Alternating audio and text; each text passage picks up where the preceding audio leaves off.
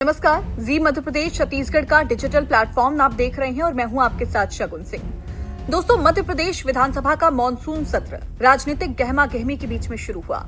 पहले दिन किसानों के मुद्दों पर कांग्रेस ने सरकार के खिलाफ प्रदर्शन किया। वहीं मोहन यादव सरकार समान नागरिक संहिता यानी कि यूसीसी विधेयक सदन में पेश की। इसलिए यह सत्र राजनीतिक रूप से आरोप प्रत्यारोप की दौर में सीमित नहीं रहा, बल्कि प्रदेश की भविष्य की कानूनी व्यवस्था के लिए भी महत्वपूर्ण रहा। कांग्रेस का विरोध प्रदर्शन भी इसमें देखने को मिला। सत्र शुरू होने से पहले कांग्रेस विधायक गांधी प्रतिमा के सामने धरने पर बैठे थे।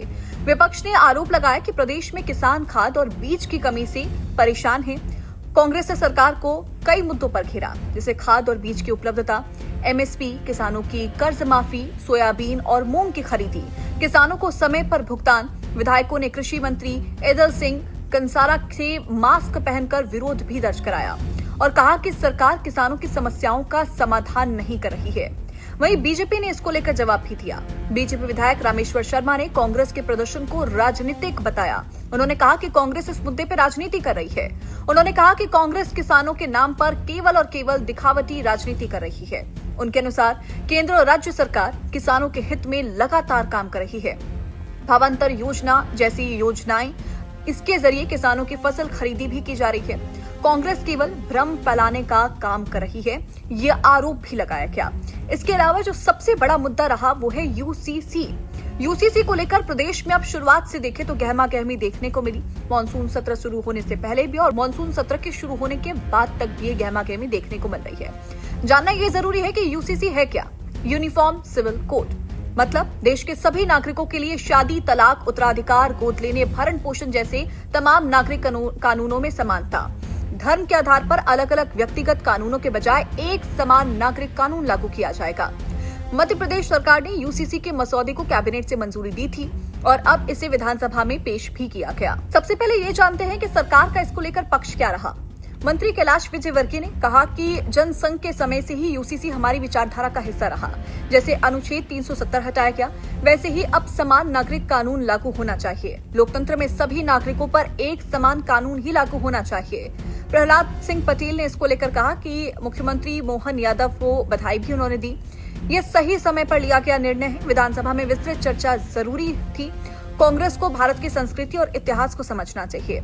वहीं मंत्री विश्वास सारंग का भी इसको लेकर बयान सामने आया।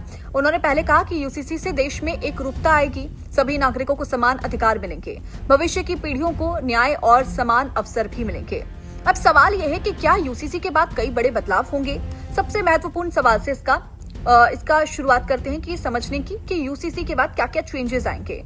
सबसे पहले बहुविवाह समाप्त हो जाएगा। यदि यूसीसी लागू होता है तो किसी भी धर्म का व्यक्ति पहली शादी रहते दूसरी शादी नहीं कर सकेगा। दूसरा, लिव इन रिलेशनशिप। प्रस्ताव के अनुसार लिव इन का रजिस्ट्रेशन अनिवार्य होगा। रजिस्ट्रेशन की सूचना पुलिस और माता पिता को दी जाएगी। बिना रजिस्ट्रेशन के रहने पर कार्रवाई हो सकती है। यदि कोई पहले से शादीशुदा होकर लिव इन में रहता है तो कठोर दंड का भी प्रावधान इसके साथ है।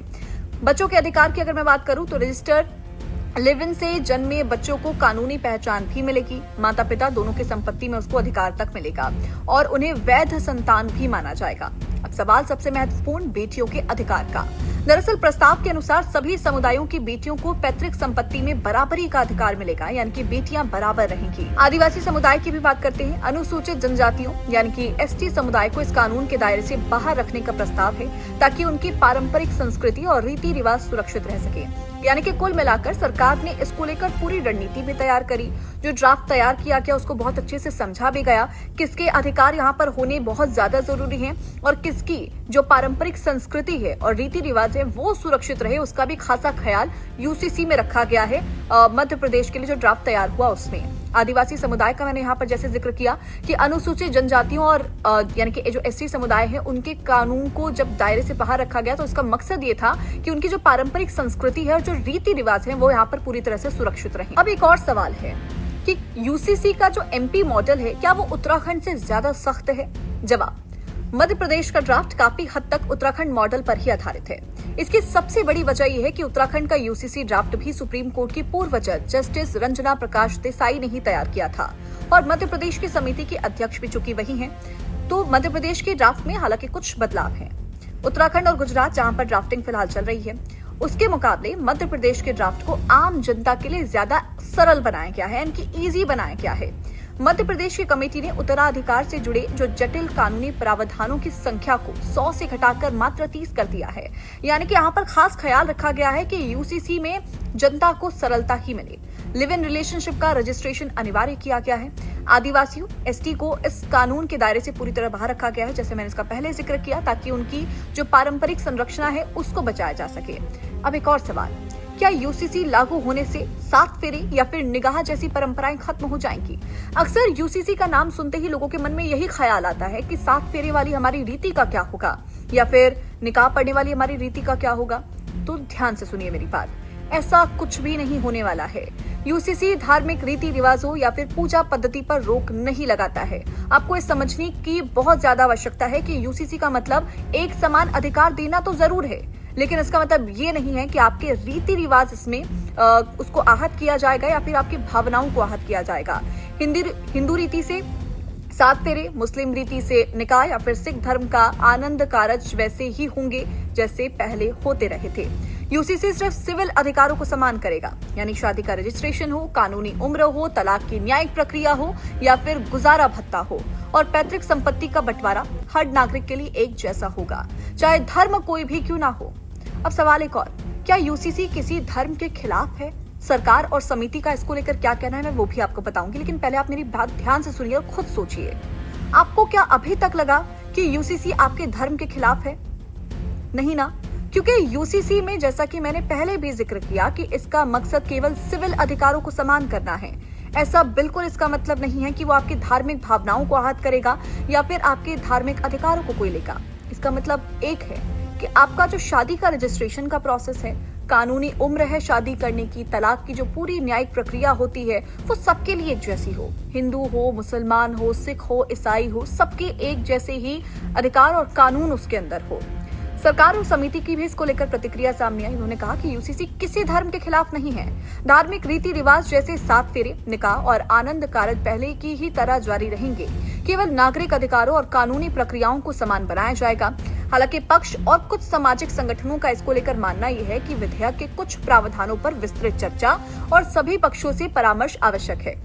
हालांकि आपको ध्यान होगा, ड्राफ्ट तैयार करते टाइम पूरा ये ध्यान रखा गया था कि हर एक समाज के पहलू से इस बात को लेकर जिक्र किया जाए। आम जनता से भी सुझाव मांगे गए थे, और अब चूंकि वक्त आ चुका है कि प्रदेश को आगे बढ़ना होगा समानता की ओर, तब इसको लेकर मुद्दा बनाया जा रहा है। मॉनसून सत्र 2 बड़े मुद्दों के कारण बेहद महत्वपूर्ण भी है। एक, किसान एमएसपी खाद बीज और खरीदी जैसे मुद्दे जिसको लेकर विपक्ष सरकार को घेर रहा है, और दूसरा है यूसीसी। अभी तक आपको यूसीसी को लेकर कोई सवाल हो तो प्लीज मुझे कमेंट सेक्शन में बताइएगा। उसकी कोशिश करेंगे कि उसको सरलता से आपको समझा सकें। और फिलहाल यूसीसी को लेकर आपकी क्या राय है मुझे कमेंट सेक्शन में जरूर बताइएगा, क्योंकि यूसीसी जिस तरह से इस विषय को लेकर मध्य प्रदेश में फिलहाल चर्चा हो रही है, आने वाले वक्त में ये एक महत्वपूर्ण विषय जरूर होने वाला है। धन्यवाद।